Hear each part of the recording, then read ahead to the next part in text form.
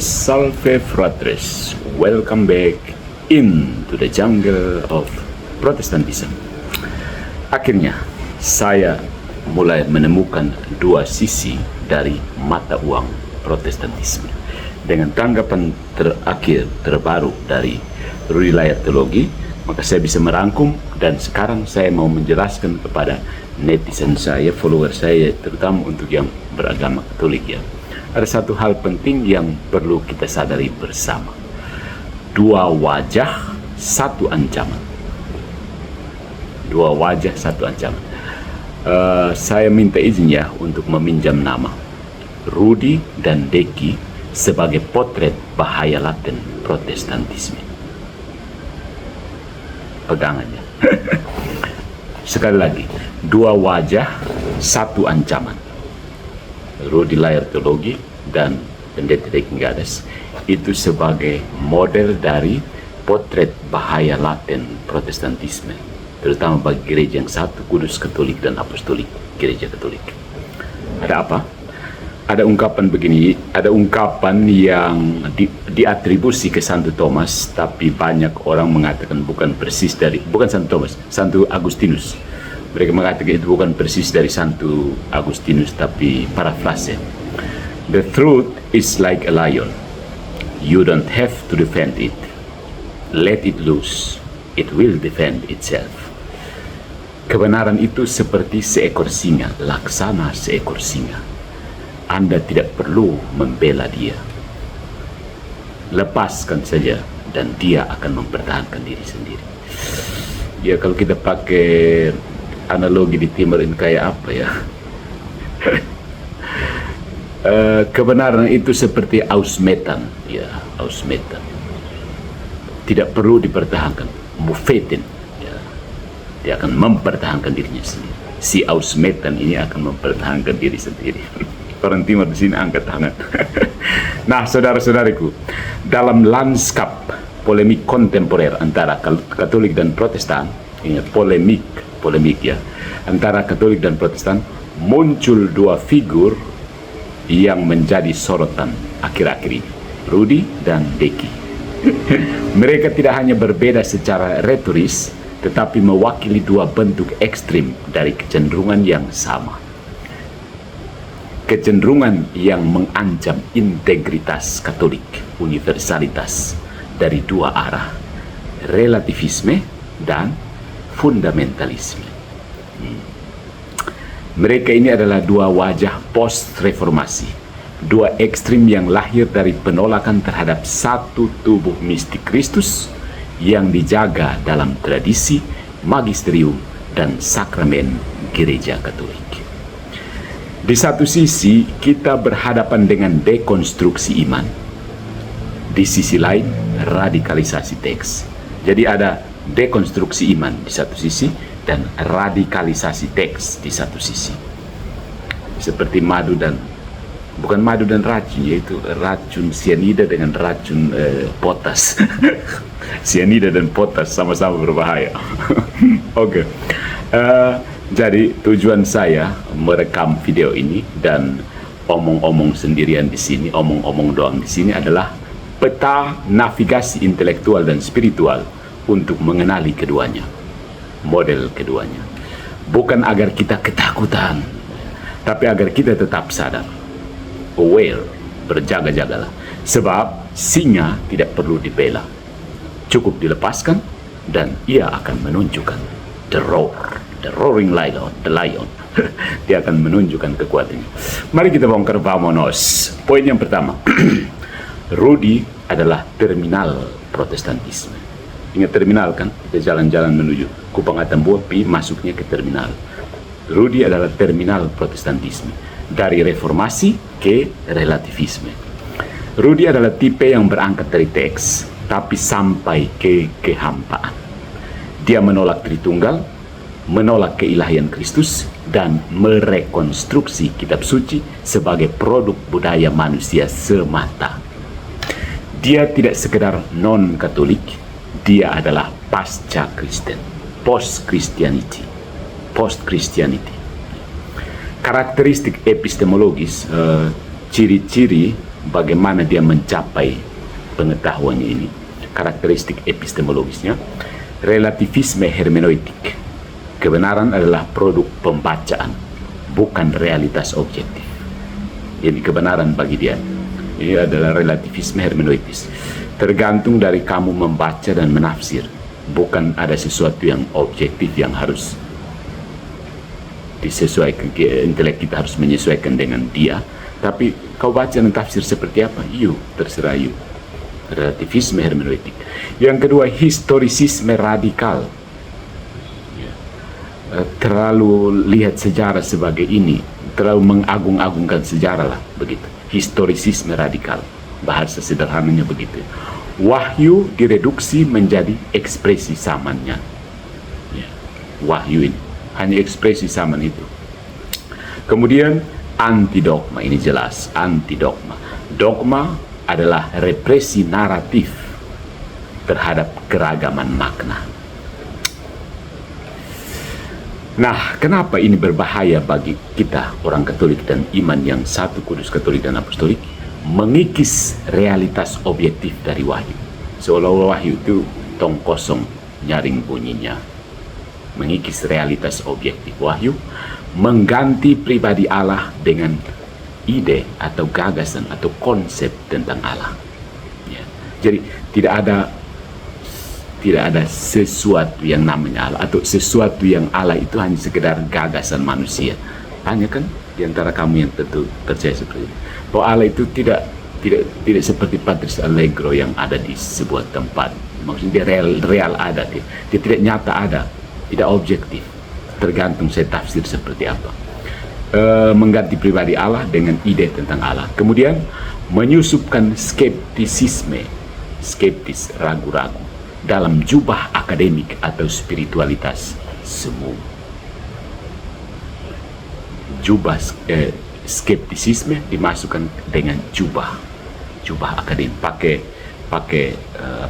landas pikir beberapa filsuf yang dia pilih sendiri untuk menggolkan spiritualitasnya sendiri. Rudi adalah protestantisme tanpa jangka. Dia memulai dengan Alkitab dan berakhir pada ateisme filosofis. Nah, itu Rudi ya. Rudi adalah protestantisme tanpa jangkar. Dia memulai dengan Alkitab dan berakhir pada ateisme filosofis. Nah itu, maka saya sebut itu terminal dari protestantisme. Tujuan Protestan itu sebenarnya di situ. Yang kedua, Pak Pendeta Deki Gadas ya, ketua STT di mana. Tapi kita meminjam nama, kita ambil model berpikirnya saja, kerangka berpikir, paradigma. Reaksi fanatik, sola scriptura sebagai agresi. Ini bagian reaksi fanatik dan sola scriptura sebagai agresi. Saya itu berjibaku pertama dengan orang-orang seperti ini, sola scriptura sebagai agresi. Baru akhir-akhir ini muncul karismatik dan Rudi layar teologi. Berbeda dengan Rudi yang mengurai iman hingga kehampaan, Deki justru membakarnya dengan api fanatisme. Dia menyuarakan sola scriptura dengan semangat militansi, menyematkan segala jenis tuduhan terhadap gereja Katolik, penyembah berhala, pemalsu Injil, bahkan antikristus. Karakteristik epistemologisnya, caranya mencapai pengetahuan, itu biblikalisme sempit. Alkitab sebagai satu-satunya otoritas tanpa konteks historis atau tradisi. Mereka boleh menyebut bahwa kami punya ini, tapi intinya biblikalisme sempit. Yang kedua, logika tertutup, closed logic, menolak dialog dengan asumsi, kami benar karena kami Alkitabiah. Jadi mereka itu tidak bisa berdialog, mereka itu hanya bisa menang atau kalah. Debat, ayo debat, tinju. Bahasa-bahasa yang digunakan Pak Deki itu kan tinju. Lalu pendukungnya juga bilang, oke, sekedar kita tinju dulu, begitu. Nah, Patris Allegro kadang-kadang dianggap sebagai orang yang bertinju dengan bayangan sendiri. Oke, jadi kata kuncinya ditinju. Ya. Menolak dialog dengan asumsi bahwa kami benar karena kami Alkitabiah, gitu sih. Kemudian ada retorika konflik. Ya. Kebenaran dicapai melalui konfrontasi. Ini tinju tadi itu kan. Kebenaran selalu dicapai melalui konfrontasi. Kenapa mereka selalu ajak debat? Karena kebenaran bagi mereka dicapai melalui konfrontasi, bukan kontemplasi. Ya, kebenaran dicapai melalui konfrontasi. Pokoknya tabrak, siapa yang jatuh itu dia tidak benar. Jalan sambil tabrak, yang jatuh yang tetap berdiri itu dia benar. Yang jatuh panjang berarti tidak benar, salah. Coba pikirkan guys, seperti bahayanya terhadap gereja dan iman Katolik itu menabur kebencian sektarian, kemudian menyesatkan awam dengan kutipan lepas konteks, dan mengerdilkan kekayaan iman Katolik menjadi perdebatan literalistik. Saya selalu ngintip itu komal-komal yang Protestan dan Katolik. Protestan pertanyaannya seperti ini, perdebatan literalistik. Seperti, coba sebutkan ajaran Rasul siapa yang mengajarkan doa kepada Salam Maria. Pertanyaan bodoh semacam ini bisa muncul. Jadi di sini Deki adalah protestantisme beku dalam kemarahan. Dia mempertahankan Injil seperti orang membela pagar rumah, tapi lupa bahwa Yesus adalah sang rumah itu sendiri. Jadi sudah dapat dua wajah ini kan. Rudi lembut, Deki keras, kera dan lembu. Ada keranya, ada lembunya. Nah, yang ketiga mari kita lihat kontras gaya, kesamaan arah. Ada kontras dalam gaya, ada perbedaan, kontras tajam bahkan dalam gaya, tapi tujuannya satu bro, jalan menuju pembusukan. Ya. Mari kita lihat, saya akan buktikan. Dari aspek basis epistemologis, Rudi itu relativisme postmodern, sedangkan Deki itu positivisme fundamentalis. Ya. Kamu Google saja. Kemudian dari relasi, aspek relasi dengan gereja Katolik, Rudi itu mengabaikan sepenuhnya. Anggap saja tidak ada. Kemudian kalau Deki itu perangi habis-habisan. Dan dari status Alkitab, Rudi itu Alkitabnya teks historis kultural, historis budaya, historis kultural, sejarah budaya. Sedangkan Deki itu teksnya literal supernatural. Kata-kata yang sering dipakai untuk membela itu theopneustos, literal supernatural. Kemudian bahaya utama Rudi itu bahayanya adalah kekosongan iman, hampa terasa. Kemudian kalau Deki itu fanatisme buta. Bahayanya maksudnya. Kemudian wajah spiritual Rudi itu agnostik kultural. Istilahnya berat kan? Coba pause dan Google ya. Agnostik kultural. Kemudian Deki itu militan sektarian. Oke, kamu Google saja biar kamu belajar. Dua pendekatan ini seolah berseberangan ya, namun sebenarnya bermuara pada satu krisis yang sama. Hilangnya pusat sentrum, yaitu Kristus yang hidup dalam tubuhnya, gereja Katolik. Ya. Sudah kan? Sudah tahu perbedaan gaya, tapi arah yang sama itu karena hilangnya pusat. Jadi mau gerakannya kemana? Ya, saya ingat samar-samar ya, gerakan sentrifugal dan sentripetal. Tapi kalau tidak ada pusat begini, kamu lari kemana coba? Pengaya sudah.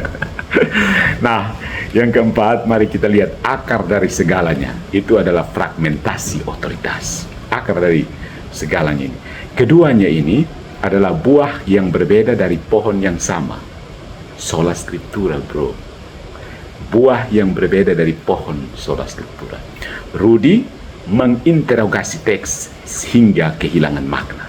Interogasi terus sampai teks tolong, sorry, ampun Rudi. Diinterogasi terus menerus sampai teksnya angkat tangan, ampun Rudi. Sementara Deki mengkultuskan teks hingga membungkam akal. Oh, ayat ini mengatakan kita harus meniup angin ya, begitu. Ayat ini mengatakan kita harus begini. Beda kan pendekatan, tapi menarik. Nah,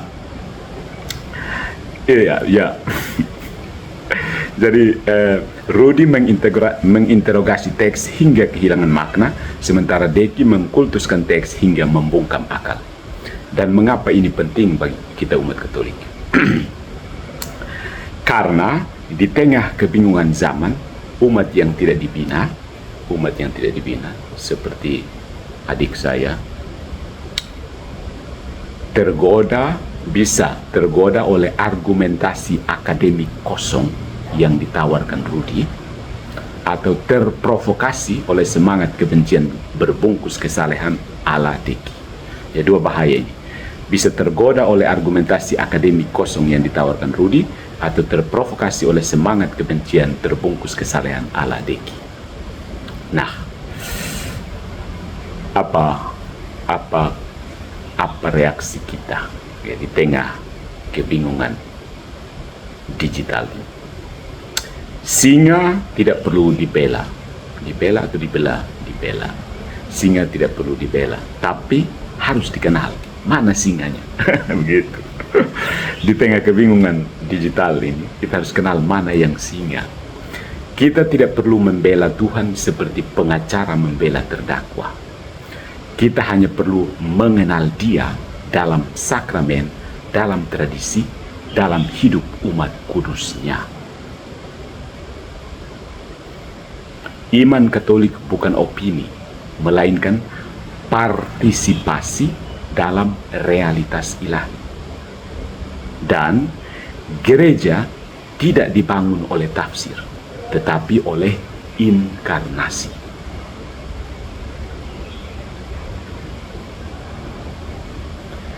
Jadi saudara-saudariku, jangan tertidur, jangan terlena di antara dua bahaya ini. 2:5 jadinya. Jangan terlena di antara dua bahaya. Rudy dan Deki, sekali lagi saya meminjam nama karena gaya retorika mereka, dua wajah protestantisme modern, bukan sekedar lawan debat. Mereka adalah tanda zaman, mengingatkan kita akan pentingnya formasi iman yang mendalam. Janganlah kita terpesona oleh akademik yang hampa atau semangat yang penuh amarah.